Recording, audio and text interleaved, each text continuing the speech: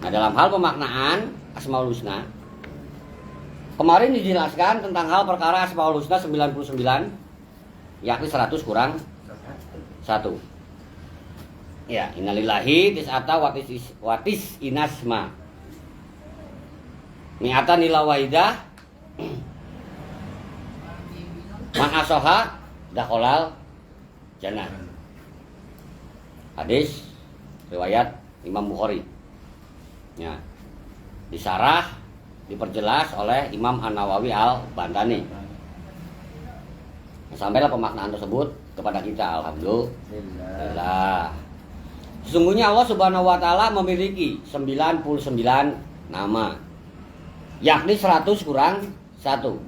Barang siapa yang bisa menjaganya, bisa mengkalkulasinya dengan sedemikian rupa, tahu baik dan buruknya, termasuk tahu dampak baik dan dampak buruknya, dakhalal jannah, maka dia akan masuk surga.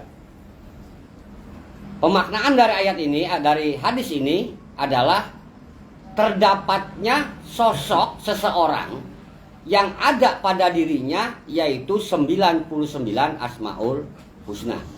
Sehingga 99 Asmaul Husna yang ada pada diri, ya, yakni diri itu sendiri mempunyai nama panggilan, ya, maka lengkaplah menjadi 100 nama. Dan dia itu adalah mampu menjaga nama-nama tersebut, dari mulai menjaga nama baiknya sampai juga perbuatannya, termasuk penyifatannya diperlakukan. Jangan hanya di mulut saja dizikirkan, jangan hanya diyakini dalam hati saja, hanya jangan sampai diimani doang, ya, tapi dibuktikan, karena keimanan butuh pembuktian, ya. Sekalipun kita dalam hal amantu billahi wa malaikatihi wa kutubihi wa rusulihi wal yaumil akhir, benar kan? 5 perkara rukun iman di situ, ya. Pembuktian kan cuma 1, yang ke-6. Benar, wa antu minu bil qadari khairihi wa syarrihi minal Allah. Tuh, engkau mengimankan diri, engkau beriman kepada kepastian baik dan buruk yang datang kepadamu, bahwa itu adalah dari kersah kuasa Allah. Sehebat apapun keimananmu kepada Allah, ya, iman kepada malaikat, kepada Rasul, kitab dan hari akhir, kalau Anda selalu mempermasalahkan nasib, selalu mempermasalahkan takdir, ya, banyak menghujat, banyak mengeluh, maka nggak ngaruh imanmu, ya, bohong imanmu itu, karena engkau tidak mampu menerima kepastian baik dan buruk. Istighfar sering, ya, tapi menyesali nasib terus-terusan, ya. Jangan banyak mengeluh lah, karena dengan banyak mengeluh itu mencirikan bahwa kita ini adalah tidak menerima takdir. Yang mana tentang perkara man asoha, barang siapa yang bisa menjaganya, merawat, mengkalkulasinya, bahwa dimaknai segala sesuatunya yang harus dijaga, dikalkulasi itu semuanya ada tempatnya, yaitu ada wadah pengumpulannya. Dimaknai di Quran surat Yasin ayat 12, wa kullu syai'in ahsaynahu fi imamin mubin. Ahsaynahu. Nah, di situ dari pemaknaan ahsoha, yaitu bahwa dan segala sesuatu kami kumpulkan, yaitu di dalam induk yang nyata, dimaknai lauhil mahfuz. Perkara apa yang dikumpulkan? Yaitu inanah nuhyil mauta, sungguhnya kami menghidupkan, yaitu orang-orang yang sudah mati, dibangkitkan, ya, orang yang mati dihidupkan kembali. Wanak tubuma, termasuk dalam hal ini bahwa Allah Subhanahu wa taala menuliskan, ya, yaitu apapun perkara yang mereka kerjakan. Jadi engkau hidup sampai kepada mati, ya, dan kemudian akan dihidupkan lagi setelah kematianmu itu, maka Allah sudah mengumpulkan catatan perbuatanmu, yaitu dalam induk yang nyata. Termasuk juga dalam hal ini adalah bukan hanya perbuatanmu saja yang tercatat, tapi wa atsarohum, ya, atsarmu, yaitu metodenya, caranya, dari mana kok bisa berbuat seperti itu, bimbingan siapa, apa ada yang mempengaruhi, apa inisiatif, apa kebetulan, apa kepaksa, kepepet, kan begitu. Yang pada akhirnya terdapatlah jejak dampak dari perbuatanmu. Misalkan engkau perkaranya kesel, kan begitu, kesel, hanya satu kesel, terus engkau mukul, jeprot, ya, ke orang yang membuatmu kesal. Engkau puas dong, udah melampiaskan emosi, mukul tuh, akhirnya engkau pulang, nyaman, karena hati udah plong katanya, udah mukul.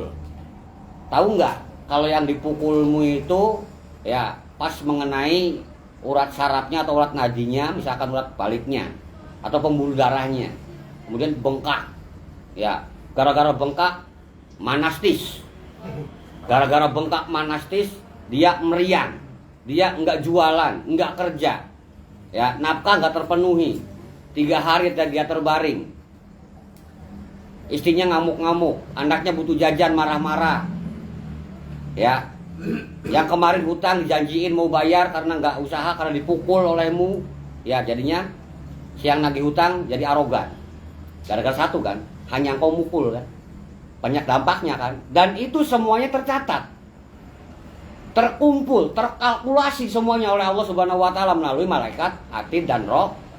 Oke, ya, atid di kiri, rokib di kanan. Jadi ketika dibangkitkan kita akan menerima kedua kitab tersebut. Ya, dari kanan monggo, kan begitu, terima kitab kebaikan. Alhamdulillah, kitab kebaikan. Ya, tegasan lagi namanya kitabal abror. Tuh, yang mencatat rokib.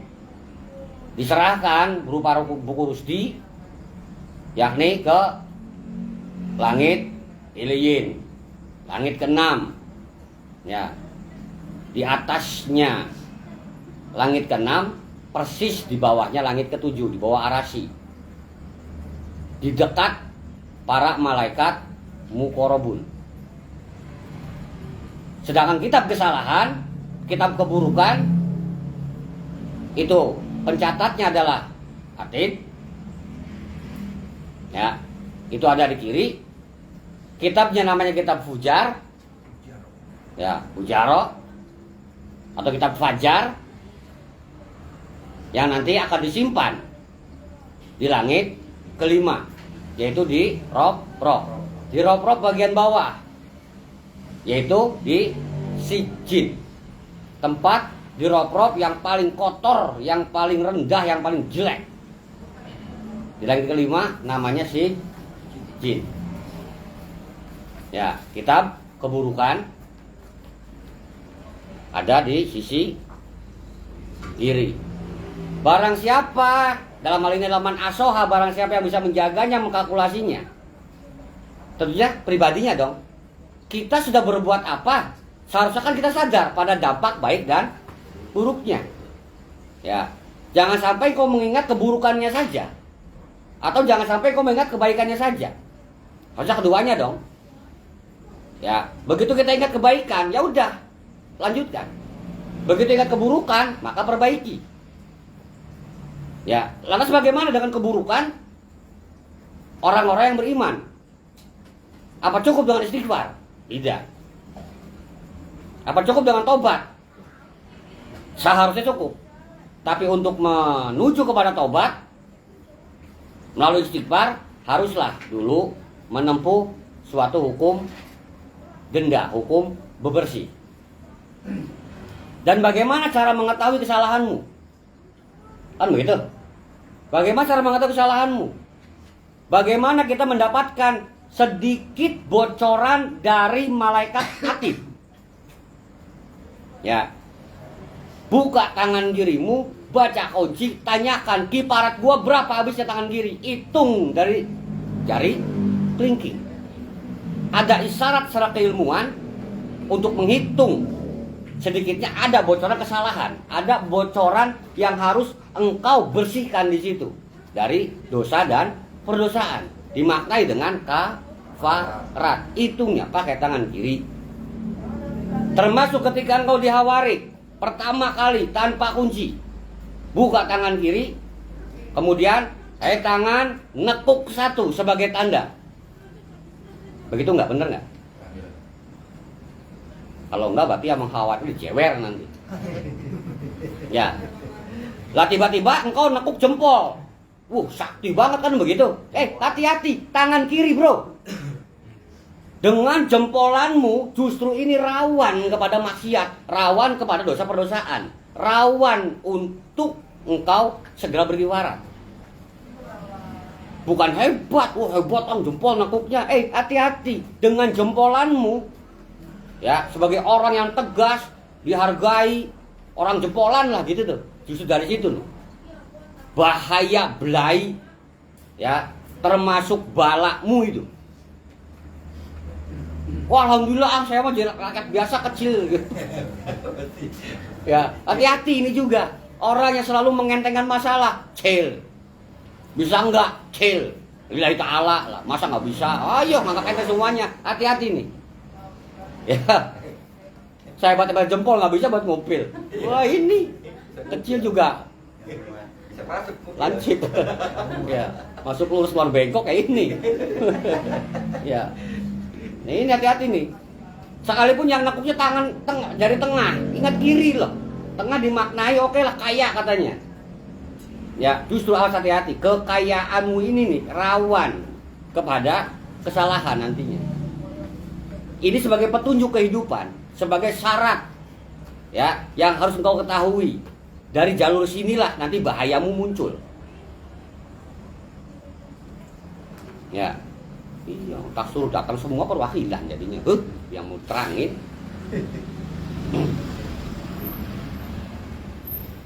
Nah, alhasil orang yang mampu menjaga, ya man asoha, siapa orangnya yang mampu menjaganya, dakholal jan. Nah, ya, dia merasa kotor, segera bebersih. Nah, metode bebersihnya itu adalah kafarat. Untuk orang yang beriman tuh, bukan untuk orang kafir. Sekalipun dimaknai dengan kafir, ya dari kata kafir kan, ya kafaro, yukafiru, takfiron, ya atau dimaknai dengan kafarotan, kifarat, agar engkau sebagai orang yang beriman tidak dikafir-kafirkan. Engkau beriman, engkau sholat, gitu loh. Ya, tapi banyak kekeliruan di dalam sholat. Berarti engkau kan sholatnya kan ngaco niru siapa? Ya saya mah semau saya sendiri aja. Nah kan, ini nih tanpa wasilah, tanpa sanad sholatnya. Ya, kalau sholat tanpa sanad, tanpa wasilah, nanti yang terjadi sholatmu pakai cara sendiri. Ini bahayanya kalau tidak bersanad, kalau tidak berwasilah. Agama nanti diterjemahkan, ditafsirkan semaunya sendiri. Itu gara-gara nggak bersanad, berwasilah. Ilmu pun sama, perlu sanad, perlu wasilah. Agar cara mengamalkan ilmu ya kepunyaan Allah itu sesuai dengan tuntunan orang tua. Iya tak?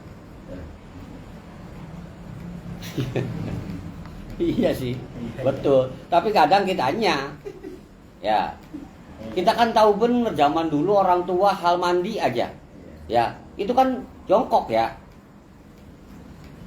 bener nggak? Orang tua kita dulu mandi itu jongkok kan? Ya kan jalannya di luar sumurnya, kan begitu? Pakai sarung doang kan begitu? Ya memang itu mandi yang baik itu begitu, jongkok bukan berdiri. Iya, jongkok. Bukannya berdiri. Terus dari kaki dulu dibasahin. Ya. Terus naik sampai akhirnya kepala itu terakhir. Lah lu masuk keringetan, tutup pintu kamar mandi, kunci, kujubar. Kepala masih umem. Disiram. Ya bener ya, linglung. Seger sebentar, pakai baju keringetan lagi. Tuh, itulah mandi aja perlu sanad. Ya perlu wasilah. Apalagi dalam beragama, apalagi dalam hal menjalankan Asmaul Husna.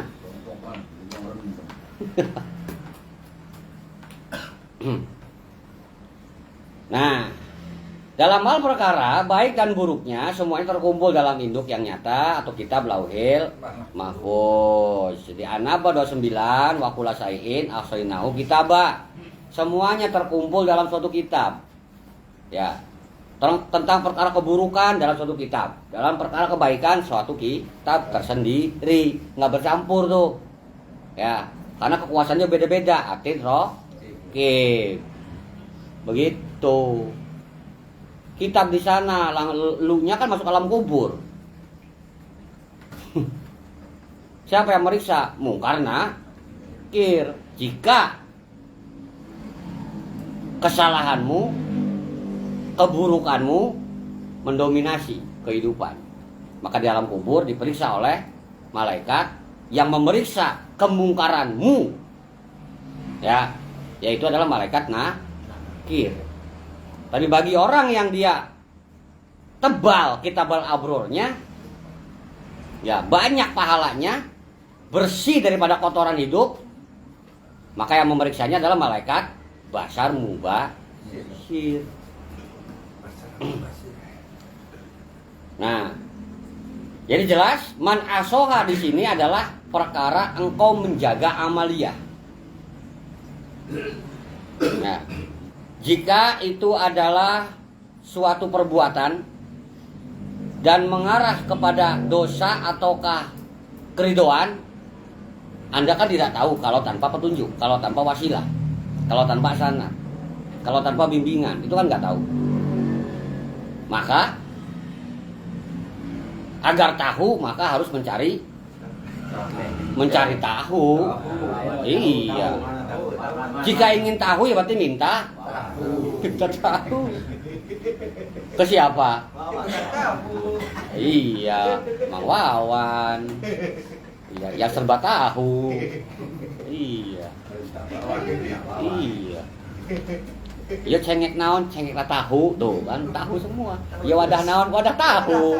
Iya, karena tahu. Kompor naon. Kompor tahu. Dan dapur rumah beda. Kompor masak. Serba tahu. Nah, maka untuk mengetahui perkara apakah ini dalam konteks keridoannya Allah ataupun kemurkaannya Allah, itu kan mutlak dari bimbingan.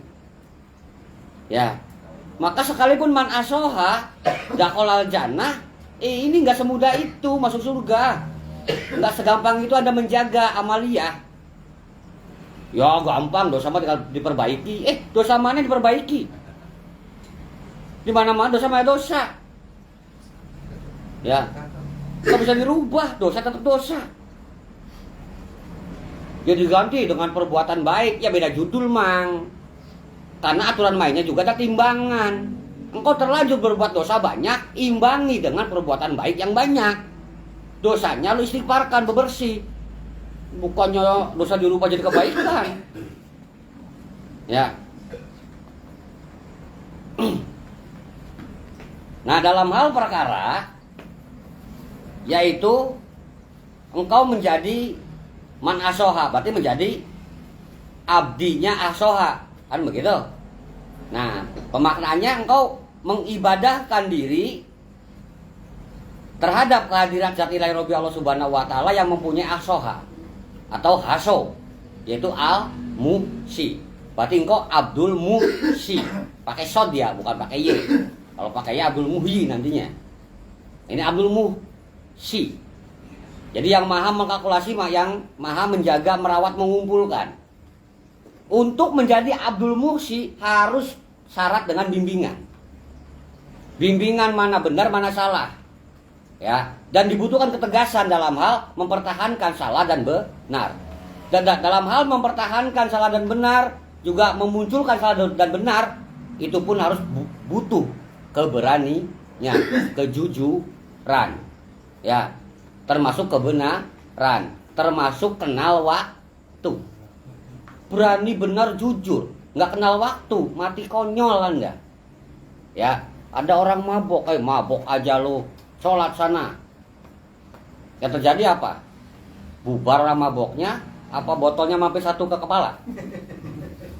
Orang mabok lagi mabok, dideketin suruh sholat, dimarahin lagi, mabok aja lo.